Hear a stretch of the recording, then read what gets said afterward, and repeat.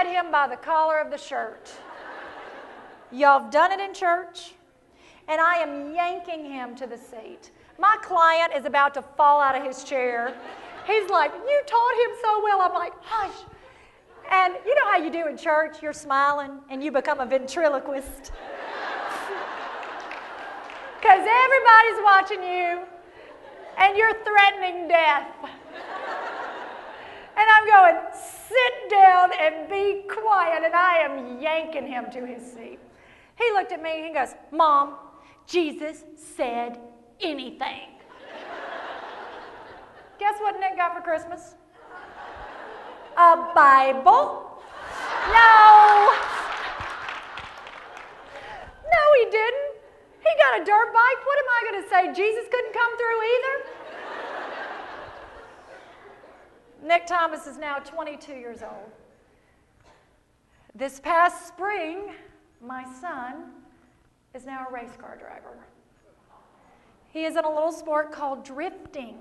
This is where the Tokyo Drift, where they slide the car sideways toward a wall at about 75 miles an hour. Nicholas started drifting just a little over a year ago and has quickly moved up into the top 10. He just moved into the top 10 back in the summer at 22 years old. And every time we walk away after the top 16 has been announced, he was like, his attitude is so amazing.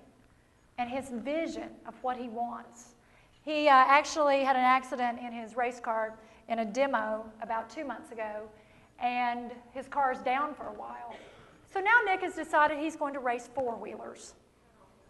And 3 weeks ago, while I was on the road, he went and did his first race in Kentucky and came in first place. He just keeps telling me, this is my gift and this is my dream, and I'm following it. Oh, the tenacity of the young people. Please grasp that. They choose success daily, and they do not take no personally. They just don't. I did not learn all this growing up at Route 3 Port, Mississippi. I had a wonderful mentor in my life, which was my piano teacher years ago. I started taking piano when I was 8 because my parents were very worried about me because I was so shy and so insecure, and they were afraid I was never going to talk to anybody. I got over that. And I was always too tall, my eyes were too big, you know, everything was just goofy on me when I was little, and I had this horrible self-esteem. And so they decided maybe if I had a talent, maybe things would change for me. So they put me in piano lessons. They kept hiring all the retired piano teachers because they were cheap, and they all kept dying. So every year I had to get a new teacher. Y'all, I couldn't make that stuff up. So when I was 13, I found a piano teacher who was 15 in the neighboring county, and we went over to that piano lesson the first day, never knowing my life was going to change forever. I truly believe that you're in this room today for a reason. There is something here for you, and I don't know what it is. Our job is to give you information and share with you. It's your job to figure out what you do with it. And so I walked into that music room, and here's this excited, just exuberant young woman like so many of you, and I've never seen any people like that. She was so happy and excited, but she was different because at age 11, she had been in a tragic car accident with her family, and the motor had come in and totally crushed the bone in her left leg. And the doctors at my hometown hospital said to this young woman at 11 years old, she will probably never walk again. They put 100 stitches in her face, they put a body cast on her body, and they sent her home. But she had faith. She had a belief inside her heart that was not willing to give up. And over the next few months, they watched as a cocoon of calcium formed around these crushed up pieces of bone, and when they cut the cast off, this young woman could walk.